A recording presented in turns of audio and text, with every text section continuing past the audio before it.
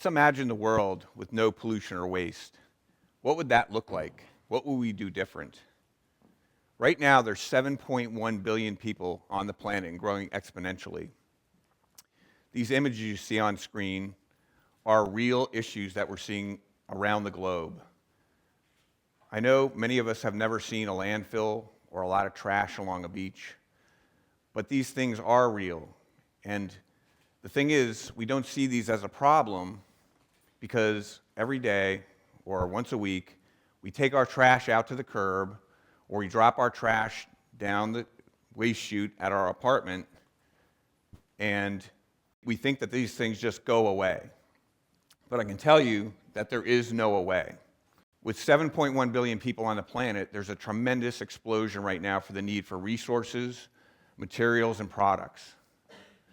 Think about it. Did any of you throw something away today? I know I did. I had a granola bar right before I came in here to speak. I had to throw the packaging away. Maybe you threw away a coffee cup or a water bottle, or maybe it was something larger like an old pair of shoes, or maybe an electronic device like an old cell phone or a radio. Every one of us, on average in the United States, throws away 4.4 pounds of waste a day. That's a lot of waste. You don't think about that. You're throwing something in the trash, you don't realize that that adds up to over 4.4 pounds. It's unbelievable. Think about it. We all learned to throw things away. All our products are designed for end of life. We throw them in the trash, we dispose of them. That's just been the way it has always been. But we really do need to change the system. Another fun fact, we generate over 50 billion plastic bottles every year, and these bottles end up being disposed of. Some get recycled, but there's only 29% of these bottles that actually get recycled. Think about water bottles or soda bottles, is they're made out of non-renewable resources, oil and natural gas. So think about it, if we're throwing away roughly 70% of these bottles, we're losing very important resources. And if we have all these people on the planet, how can we keep doing that? There is a better way, though, I can tell you. If we can design products to be recovered, reused, and recycled at the end of their life and manufactured back into new products, that would be incredible. We call that a closed loop or circular economy. So I mentioned these 7.1 billion people that are on the planet. There's 5.9 billion of them that don't live like us. They're in developing countries, like you see in this image right here.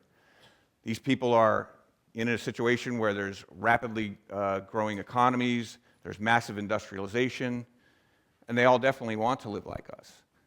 They need a huge amount of resources to do that. We hear the word sustainable all the time, but what does that really mean? Sustainable means that we use resources wisely so our children, their children, and future generations can have the same style of life as we do. And these people that live in China or live in India that want to live like us have the right to do that because we've all been lucky to do that. Look at this amazing planet that we call home. I can tell you as an engineer, this is an incredibly designed system that provides life support to every one of us and all species on the planet. Remember, there's more than just us that live here. There's a lot of other species. This system is solar powered. It creates no waste. It purifies our water and our air, provides all our resources and all our food. The other thing about it, it's a closed system, which means we can't bring in anything new. All the fossil fuels, all the metals, all our water is all we have. With a rapidly growing population, a global economy, we are creating impacts, significant impacts to this planet. We're also depleting resources very quickly. Take a look at this picture. Does anything look familiar? This is the average, this is basically the contents of an average American home. So 1.8 billion people in America and other developed countries live like this. I can tell you, I have a lot of this stuff in my house. I remember when my kids were little, we had those pools, we have all those balls. You know, they're much older now and we don't have these things. But if we have another 5.9 billion people that want to live like us, how are we going to give them all these resources and all these products? Because look at these things. Most of these are made out of fossil fuels, and they're not designed to be recycled, recovered, or reused at the end of their life. So they're going to end up in a landfill or a waste-to-energy facility. We're going to lose all those resources. And the crazy thing is, between now and 2030, the global middle class is going to go from 1.8 billion to 4.9 billion. So 3 billion people want to live and have all that stuff that we have. Our system is not well designed to do that. The average US citizen consumes 35 times the resources that someone in India does, and 53 times the services and resources that someone in China utilizes. The other scary thing is, with only 1.8 billion of us that live like that photograph we just saw with all that stuff in our houses, we use about 75% of the available resources right now. So you can see why there's a major need to redesign the system and come up with a better way. This is a great illustration of our current system. It's pretty badly designed, I will say, as an engineer. I think it's kind of terrible how we take resources out of the earth. We make stuff, all the great products we have. We have this incredible material wealth. Then we waste it. We call this take, make, waste. We also call this cradle to grave. Not a very good design, right? Basically, everything you get, disposable. I can tell you that I really like this phone a lot. It's an amazing amount of technology. I can get my emails, I can make phone calls, I can take photographs, I can FaceTime my daughter when I'm traveling, I can tweet. The problem is, this thing is horribly designed. This phone is designed for disposal. It's not designed for disassembly, repair, recovery. If any of you have phones like this, they're very hard to repair. So all the resources that are in here will be lost, or the majority of them, okay?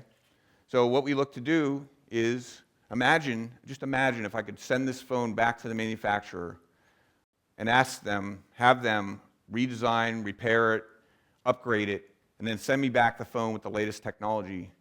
That would be really sustainable.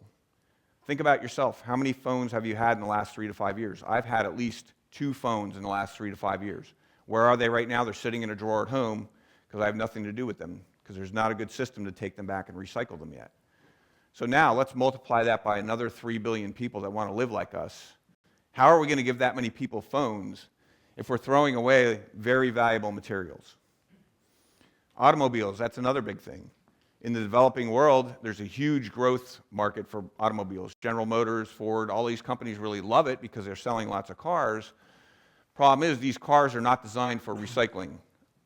It's great that we can get about 80% of the metals recycled, but there's still over 7 billion pounds in the US alone of stuff like seats, carpets, dashboards that cannot be recycled or recovered. It's all going to landfill or going to waste energy and being lost. We really do need to come up with a better way and redesign this system if we really want to have a sustainable society. So let's take a look at this. This is what I'm talking about, closed-loop economy. Looks a lot nicer than that cradle-to-grave system, right? Because we don't lose anything. Keep going around the loop. Basically, our products are designed to be recycled, recovered, reused at the end of life. When they are at the end of their lives, they go to a place where they're collected, disassembled, recover all the materials, manufacture them back into the same or similar materials. That phone I showed you, imagine if we could send it back, goes to the manufacturer, comes back exactly as another phone. The great thing about that also is, with 7.1 billion people on this planet, we need to create jobs for people. You know, we're in a society now where, did you ever notice when the stock market goes up when someone lays off a bunch of people? That doesn't seem very sustainable to me. But if we want to put all these 5.9 billion people to work that need jobs, the greatest thing we could ever do is create this closed-loop economy where people have to be innovative and redesign these products, come up with new systems and new processes, or people have to collect the materials, disassemble them, basically take those materials, recover them, and put them back into the process, remanufacture. Even for folks that need jobs with marketing or advertising or that kind of thing, they need to tell the world that this is happening. And we need to use our purchasing power to buy products from companies that do this. So as you can see, there's a lot of opportunity for jobs. And I can also tell you there's a lot of companies out there that are starting to do this. They're moving forward. My company actually works with different manufacturers and help them design sustainable product take-back systems and redesign their products and basically try to recover all these materials. I've trained over 400 R&D people on this topic, so we are seeing some movement in that direction. The other thing that's you're probably asking yourself right now, well, how come government doesn't do anything? Why aren't they changing the system? Well, I can tell you the manufacturers have the resources and the money to really do this, and they have the power to make the change. Government moves really slow.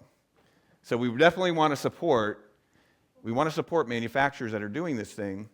Government has passed some regulations. There's some states now that ban the disposal of cell phones in landfills. And that's a great start because that means the materials, the phones and the computers we throw away, the TVs that we throw away, are getting collected and they're at least trying to recover some of the materials. The key is to get the manufacturers to come back and redesign those products so they can be completely recycled at the end of life. That would be a huge step forward. So anybody that's doing that, it's important that we know about them and we work towards supporting those companies. So you're probably sitting here thinking, oh, what can I do? I'm not a manufacturer. I'm not someone who designs products, or I'm not someone who's out there working in a recycling facility. Well, I'll tell you what you can do. Start to think about what you purchase. Question the purchase. Do you even need to buy the thing? The next thing you should ask yourself, is this product recyclable? Is it durable? Will it last a long time? Can I reuse it at the end of life? Can I basically donate it to somebody if I don't want to use it anymore? All these different questions you can ask. Next thing I want you to do is use your purchasing power. If we all do that, the money we spend on products basically creates the market and the need for these manufacturers to make things that we want. They're not just going to make something if we're not going to buy it. So if we use our purchasing power, we can make a huge change. The other thing that's awesome is we're in this mobile revolution right now where we have the ability to easily text a company. We can research them and find out what they're doing from a sustainability perspective, what they're doing from the perspective of redesigning products. We can put things on Facebook, so we can really make some serious change using these devices. The other thing we need to do is teach others, educate people. The fact that you're all in here is awesome, because even if you go out and just tell one person, a friend or a family member, that we do have this issue and that we do need to start speaking up and using our purchasing power and our voices to change the system, that would be awesome. I think if we all do these things, we can make a difference and we can really change the world. Thank you.